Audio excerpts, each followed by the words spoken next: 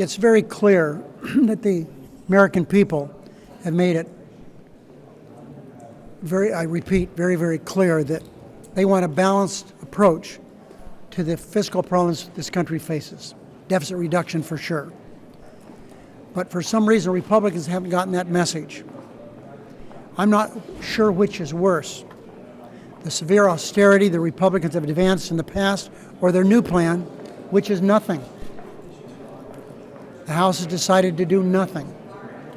Republicans have shown they would rather cut Medicare, education, cancer research, diabetes. I had somebody in my office yesterday. She's lost 2 children with muscular dystrophy.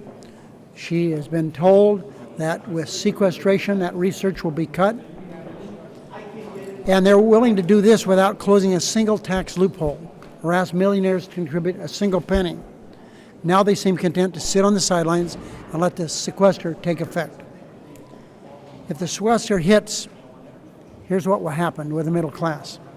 700,000 children will be kicked off Head Start, and 10,000 teacher jobs would be put at risk. The Small Business Administration would be forced to reduce loan guarantees to small businesses by up to $540 million. Again, I had someone in my office yesterday. He worked for J.C. Penney, and he decided he wanted to do something different. He'd worked there for about 10 years, and he looked around, and he had trouble buying ski equipment, just simple stuff, snowboards. So he wanted to start a business. He got a loan from the Small Business Administration of $35,000. That business now has 500 stores and 10,000 employees. That's what SBA can do. If sequester hits, 600,000 women and children would be dropped from the WIC program and other programs.